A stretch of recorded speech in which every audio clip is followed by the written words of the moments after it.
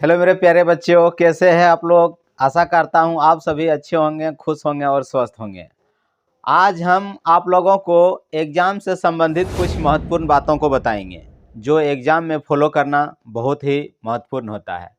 कभी कभी देखा जाता है कि कुछ विद्यार्थी ऐसे होते हैं जिसको क्वेश्चन आंसर मालूम है, वो लिख सकता था लेकिन एग्ज़ाम में लिख नहीं पाता है, कारण कि उसका टाइम निकल जाता।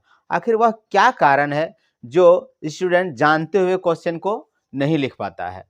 उसका मुख्य कारण है कि वह एग्जाम में जिन नियमों का पालन करना चाहिए, जिस रूल को फॉलो करना चाहिए, वो उस रूल के हिसाब से नहीं चला, वो उस रूल का पालन नहीं किया, जिस कारण को उसको क्या करना पड़ा कि एग्जाम में जानता हुआ क्वेश्चन को भी छोड़ देना पड़ा, टाइम निकल गया।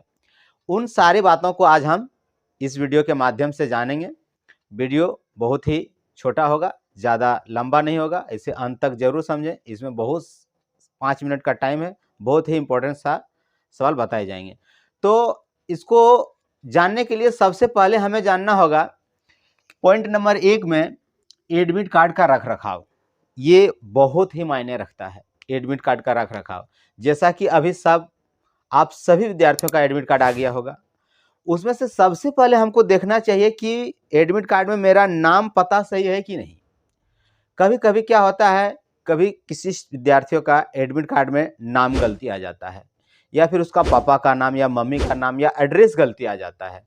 तो वो क्या होता है कि अगर मान लीजिए अभी अगर एडमिट कार्ड में आपका नाम गलती है, जैसे ज़्यादा गलती नहीं होता है, कभी कभी स्पेलिंग में गलती होता है। जैसे कि मान लीजिए किसी का नाम है मदन, ठीक है ना, और वहाँ इंग्लिश में MADAN अगर आ गया है मदना, ठीक है ना, तो अगर इसका आप सुधार नहीं किए, तो यही एडमिट कार्ड में जो नाम है वही नाम आपको इंटर में जाएगा, यही नाम आपका ग्रेजुएशन में जाएगा, यही नाम आपका MA BA आप जहां तक पढ़ाई कीजिएगा, अगर आप एडमिट कार्ड को अभी नहीं सुधारें तो यही नाम आपका सारा ऊपर लेवल में जितना भी एग्जाम दीजिएगा सब में जाएगा। इसलिए सबसे पहले हमें एडमिट कार्ड को सुधारना जरूरी है। अगर एडमिट कार्ड अभी नहीं सुधारा तो बाद में बहुत ही मुश्किल हो जाएगा। यानी यही नाम आपको सब जगह चेंज करना पड़ेगा। आपका आधार कार्ड में भी चेंज करना पड़ेगा, आपका पैन कार्ड में भी चेंज करना पड़ेगा, वोटर कार्ड में भी चेंज करना पड़ेगा, बैंक बैलेंस में भी चेंज करना पड़ेगा, हर जगह। तो इससे अच्छा अभी ही टाइम है, इसको सुधार लेना चाहिए। दूसरा बात होता है इसका रख रखाव, एडमिट कार्ड का रख रखाव। कभी क्या होता है कि विद्यार्थी लोग, अक्सर कोई विद्यार्थी ऐसा करता है कि इसको जहां तहां रख देता है। जब एग्जाम आता है तब वो सोचता है कि मेरा एडमिट कार्ड कहाँ रख दिया, उसको मिलने नहीं लगता है। अगर आपको एडमिट कार्ड नहीं मिलता है तो क्या आप एग्जाम दे सकते हैं? नहीं, आपको फिर से साल भर का पढ़ाई करना पड़ेगा, यानी आप एग्जाम बिना दिए फेल हो जाइएगा। इसलिए उसका रख रखाव सही रखना चाहिए।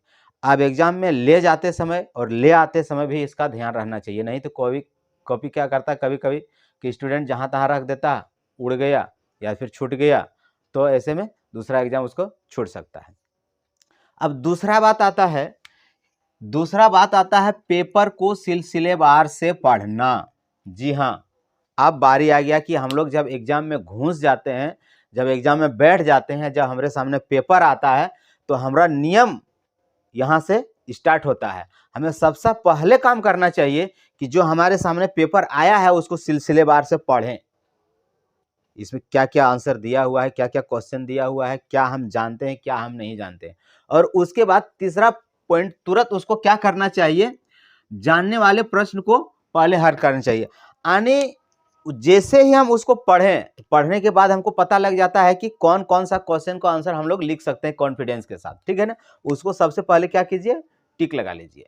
जिसको टिक लगाने के बाद सबसे पहले उन सारे प्रश्नों का उत्तर अपने मतलब भाषा के आधार पर उसको दे लीजिए। सबसे पहले उस क्वेश्चन को लिख लेना चाहिए जो हमें कॉन्फिडेंस के साथ आता है, ठीक है ना। उसके बाद चौथा नंबर जो बहुत ही महत्वपूर्ण है, किसी दूसरे को बताने में अपना समय न गवाएं। ये जो बात है ये बहुत ही महत्वपूर्ण बात है। हम लोग झेल चुके हैं, हम लोग इस बात को झेल चुके हैं। अक्सर जब एग्जाम में देने जाते हैं तो हम लोग को क्या होता है कि जैसे कि जब क्वेश्चन आ जाता है हम लोग के सामने, और जब उसको पढ़ते हैं और जब देखते हैं कि इन सारे सवालों का हम तो जवाब दे सकते हैं, तो अपने आप अंदरूनी शक्ति आ जाता है। हम लोग अपने आप में एक कॉन्फिडेंस हो जाता है, ओवर कॉन्फिडेंस, कि हम लोग तो लिख सकते हैं। कोई बच्चा इसमें क्या करता है, बहुत ज्यादा उबावला हो जाता है और जानता है कि अब तो हम क्या है, हम तो सारा क्वेश्चन आंसर लिख दिए, अभी शुरू भी नहीं हुआ एग्जाम और तो बोलता है कि हम तो सारा आंसर लिख दिए। और उस समय क्या होता है, जो आपके बगल वाला बैठा है, जो आपका क्वेश्चन आंसर उससे नहीं हो रहा है, वो आपको बार बार टॉर्चर करेगा कि थोड़ा चीट दीजिए, थोड़ा ये वाला बताइए, तो वो बोलेगा कि ये वाला आंसर कैसे होगा। अगर इस चक्कर में आप पड़ गए तो आपका टाइम गया, टाइम नहीं मानेगा, समय जानने में देर नहीं लगेगा। इसलिए इस सवाल पर, इस पॉइंट पर सबसे ज्यादा ध्यान देना चाहिए। जब तक तुम अपना क्वेश्चन आंसर लिख ना लो तब तक तुम एकदम निर्दयी बन जाओ, किसी को देखना ही नहीं है, तुम किसी को जानता ही नहीं है, भूल जाओ सबको, वो तुम्हारा दोस्त है, तुम्हारा कौन है, भूल जाओ वो सबको। या अपना संग भी है ना, अपना साथी भी है ना, फिर भी उसको भूल जाओ, नेगलेक्ट कर दो, एकदम दुश्मन की तरह व्यवहार करो, जब तक तुम अपना क्वेश्चन आंसर खुद ना लिख लो, ठीक है ना। जब तुम अपना क्वेश्चन आंसर सारा लिखा जाएगा तब तुम अब उस पर ध्यान दे सकता है थोड़ा बहुत। उसके बाद 5वां नंबर आपका आता है चोरी की बारी, चोरी करना। जी हाँ, आपको लगता होगा कि हमें चोरी भी करना चाहिए, एकदम बेफिक्र होकर करना चाहिए। क्यों करना चाहिए, अब हमको इसका एग्जाम्पल बताते हैं। मान लीजिए कभी कभी क्या होता है, कुछ लड़का जब एग्जाम देने जाता है, उसको अगर क्वेश्चन आंसर आ रहा है अपने से लिखना तो वो लिख लिया, और जब आता है चोरी के बारे में चोरी करना, तो वह बोलेगा क्या, हम तो चोरी नहीं करेंगे, हम जितना जानते हैं उतना ही लिखेंगे। तो बाबा यहाँ सत्यवादी राजा हरिश्चंद्र बनने का कोशिश मत करना, क्योंकि अगर सत्यवादी राजा हरिश्चंद्र बना ना तो आपके हाथ में कटोरा आने में ज़्यादा टाइम नहीं लगेगा।